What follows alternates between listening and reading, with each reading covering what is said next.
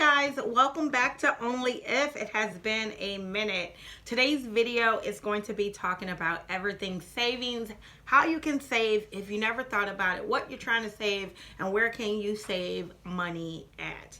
So the very first thing I'm going to talk about is saving binders. So I have a few saving binders. I have two. One I've been using and one I just started. So we're going to go through both. So I originally saved, these are like for extra expenses that I want to have. So they're not things that I need, but things that I want. So that is what made me start my saving binder journey. But it's a good place for you to start if you are looking to save some cash. So in my savings binder, I have where I'm saving for a Disneyland trip because I want to go to Disneyland. So I have that. For my 20th anniversary. I'm saving for a cruise because I want to take a cruise. I'm also saving for Hawaii. Eventually I want to go to Hawaii, whether on a cruise or straight to the land. For a Disney cruise, because I've never been on a Disney cruise. I'm also saving for Egypt. My husband really wants to go to Egypt. This is a far out goal. Every penny counts. And then I'm saving for Niagara Falls because I want to go to Niagara Falls. So this is like my dream saving vacation binder, I guess. So, and a couple of those are going to be happening real soon. My cruise and a couple other things. So that's what this is for. My second binder is more of bills that I have to pay that I hate paying and that they come all the time. So this is when I started this binder. So in here I put vacation taxes because I own a timeshare, and when that tax bill comes every other year for me, it's like $900, like $1,000, and I hate it, and I always have to figure out a way to pay it. And now I'm like, no longer, I am saving in my cash binders, okay? So then the next one is stock. Every $100 or so, I am going to pull out the $100 and actually invest it in the stock market. I am new to buying stock and selling stock. Actually, well, I sold twice. I bought a lot of shares, but I'm still very new to it. So if you want to learn a little bit more about this, as I reach every $100 or so, I am going to be buying some stock. Okay, my Roth IRA, I don't have a company. My company does not offer a 401k. So every year I save $2,000 and they match me $2,000. So I'm at least going to want to save $2,000 this year. Christmas fund, you know what that means. Like, you don't need a whole extra money. You don't have to buy something for Christmas, but everybody buys something. So this is my car insurance. This is due every 6 months. It's another bill that creeps up every 6 months that I just hate paying. So I got that in there. The dentist, we now have co-pays. We have a co-pay at the dentist and at the doctor. So I created a dental folder and a medical folder so that when I have to pay that $35 co-pay, I'm not like, where's that money coming from? And then I have our emergency fund. So this is anything emergency that I haven't saved for. And then I need a new telephone, and most iPhones cost around $1,300. So that's my goal. So this is my binder that I need to save for really before this one. But sometimes your girl need both. You need to, like, you know, escape. So I got saving binders. So that's number one.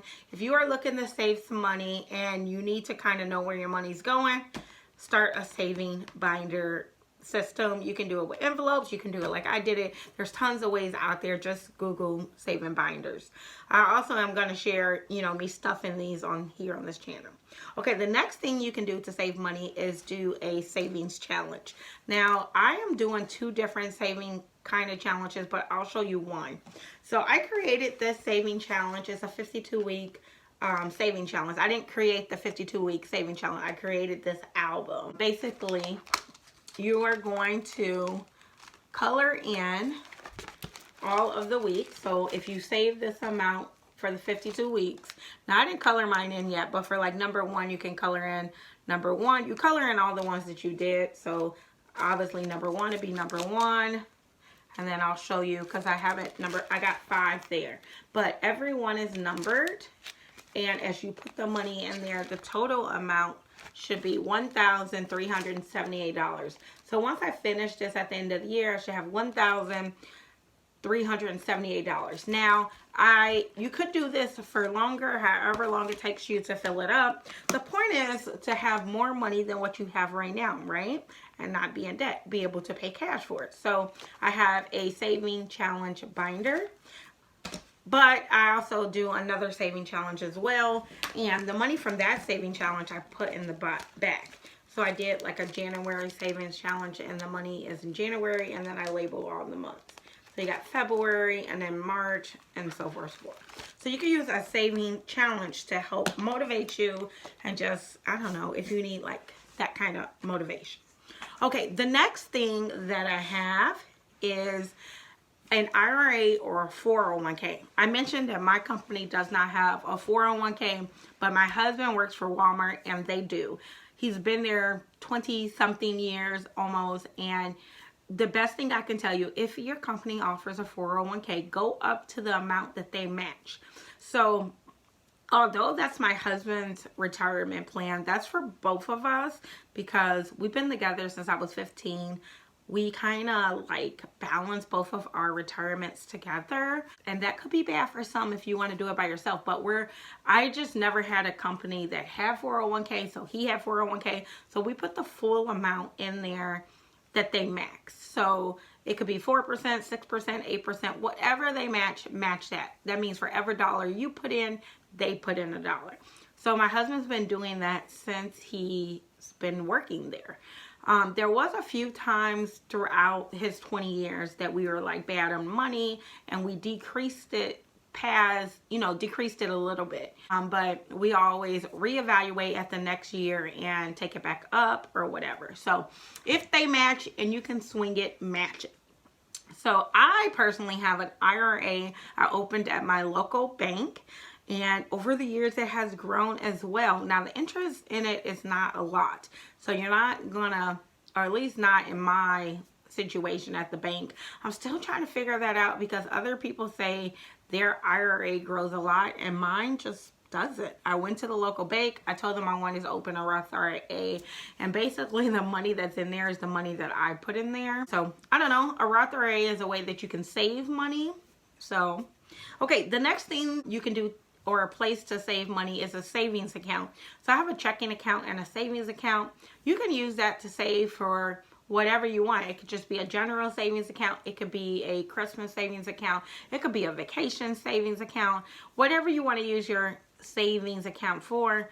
It's a place that holds your money. Again, it's not going to grow interest, but if you are looking to have your money like out of sight, out of mind, if you're one of those kind of people who can't have cash on them, or they're going to spend it, or can't have it available to them, then maybe a saving account is a good idea. You can also not get a debit card for it, and then that means you have to go to the bank to transfer the money. I don't even know, or maybe you can still transfer it online, so that might not work. But it's a little bit more harder to get to versus you have the cash. So a savings account. The other thing you can do is just save cash. Now that cash is not growing any interest anywhere, but my husband is old school and he likes to save cash. So we do save cash to a certain amount and then we put it in the bank. So I guess I'm kind of like that with the saving binders. I like to see my growth. So it depends if you're a cash person, an all bank person, or in between. I feel like we're in between. So you can save cash. Another thing you can do to save more cash is actually put a budget together. Do your bills either monthly, weekly, however you need to do them, and budget. We get paid every 2 weeks, so we budget every 2 weeks. We do what our main bills is, and then we, do our variable expenses, and we do everything else that we need. So that is how we do our budget every 2 weeks. I talked about stocks and investments. So you can buy stocks and investments. We use Robinhood, and it's been very user-friendly.